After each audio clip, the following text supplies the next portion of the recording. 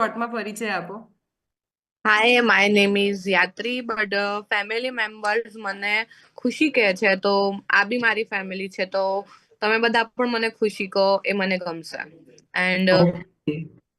Last month મેં મારું 5 kg weight loss કર્યું છે, અને એનર્જી મારી જે બૂસ્ટ થઈ છે એ નેક્સ્ટ લેવલ છે.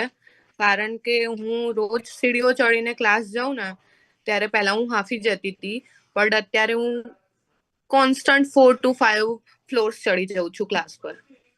ઓહ, જોરદાર. તમારું ભણવામાં કોન્સન્ટ્રેશન લેવલ કેવું રહે છે હવે?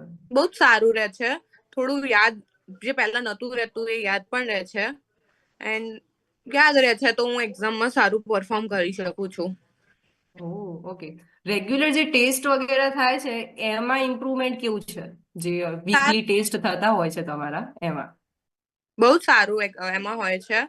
જે પહેલા મને બહુ લાંબો કોર્સ હોય છે અમારે, એક ચેપ્ટર હોય તો બી એક ચેપ્ટર 100 પેજીસ નું હોય, એટલે એ યાદ રાખવું બહુ મુશ્કેલ છે, બટ એમાં બી ઇમ્પ્રુવમેન્ટ છે મને. વાવ, જોરદાર.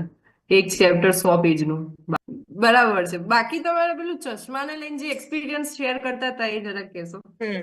મારે ચશ્મા by the way 10th standard થી હતા, બટ હું રેગ્યુલર પહેરતી નથી એટલે બહુ નતા, બટ હમણાં હું સીએ કરવા અમદાવાદ આવી ને પછી મારા નંબર વધી ગયા હતા ચશ્માના, તો મેં નવા નંબર ના કરાયા હતા. બટ મેં હમણાં દિવાળી પછી ચેક કરાયા ને નંબર, ત્યારે મારા નંબર વધી ગયા હતા પાછા. હમ હમ પછી એ મેં શનિવારે ચેક કરાયા નંબર, અને રવિવારથી હું પાછું ન્યુટ્રિશન સ્ટાર્ટ કર્યું હતું, એન્ડ સોમવારે જ ચશ્મા ઘરે આયા, અને જયારે મેં ચેક કર્યા ત્યારે મને કમ્ફર્ટેબલ હતા એ ચશ્મા નંબર નવા, બટ હમ જયારે થઈને આયા ને તો એમાં મને આંખો ખેંચાવા લાગી, એટલે મેં પાછા એ ચશ્મા મારા જૂના નંબરમાં કરાયા.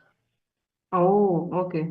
એટલે તમારું કહેવું એવું છે કે જે વધેલા નંબર એમાં બતાવતા હતા એ પાછા જે હતા એને થઈ ગયા, ઓછા થવા માંડ્યા. વાવ, જોરદાર, અમેઝિંગ. મસ્ત રિઝલ્ટ છે. બાકી એને last month 5 kilo weight loss કર્યું છે, 5 kg. તમારો સ્કેડ્યુલ કઈ રીતનો હોય છે? એને એવા કેવા સ્કેડ્યુલમાં કર્યું ને એ આપણે જોઈએ.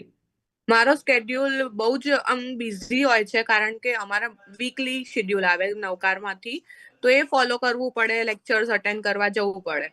તો કોઈક દિવસ 8 થી 4 હોય, કોઈ દિવસ 10 થી 6 હોય, એ રીતનું. અમારે રવિવારે બી લેક્ચર્સ હોય, ટેસ્ટ હોય.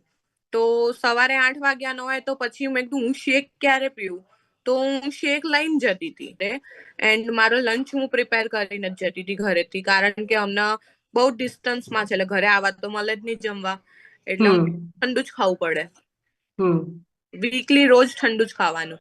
તો હું કોઈ આમ રોટલી ખાઈએ તો ભાત ખાઈએ તો આપણને ઊંઘ આવે.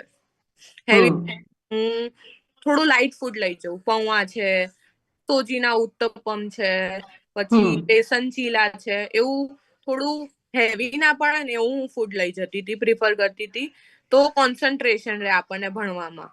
તો હું એવું લઈ જતી, જોડે દહીં તો લેવાનું જ રોજે. ઓકે. જો પોસિબલ હોય તો ફ્રૂટ્સ બી લેવાના, કારણ કે સલાડ થોડો એક સવારનો કાપેલો હોય ને એટલે મને થોડો ઓકવર્ડ લાગે ખાતા, તો હું સલાડ નથી લઈ જતી, બટ હું ફ્રૂટ સામે લઈ જાઉં છું. પાઇનેપલ છે, કીવી છે, એ બંને મને તો હું એ સાથે લઈ જાઉં, અને આવું એટલે અને પાછું મારે ભણવા બેસવું પડે 6 વાગતાનું. 6 વાગ્યાથી તે રાત સુધી ભણવું જ પડે. ટેસ્ટ આવતો હોય, ટેસ્ટનું પ્રિપેર કરવું પડે. અપકમિંગ ટેસ્ટ હોય તો 2 ટેસ્ટ હોય તો 2 ટેસ્ટનું તૈયાર કરવું પડે, જોડે થોડું પડે. તો એ બધું વાંચીને સાંજે ખીચડી ખાવાની યા શેક પી લઉં. આઈ નો કે તમે પ્રોબેબલી શેક જ પીધો છે સેકન્ડ ટાઈમ બી, તો સરસ, બહુ અમેઝિંગ રિઝલ્ટ છે. 5 kg વેટ લોસ કર્યું. થેન્ક યુ શેર કરવા. ઓકે, ચલો, જોયું, અમેઝિંગ રિઝલ્ટ છે. 1 મહિનામાં 5 kg વેટ લોસ. કેવો સ્કેડ્યુલ, લાઈક ક્લાસીસ નું બધું સ્કેડ્યુલ હોવા છતાં બી એ એના હેલ્થ પાછળ કામ કરી રહી છે, એ જોઈને મને પ્રાઉડ થાય છે as a any sister. So thank you so much. બહુ મજા આવી વાત કરીને.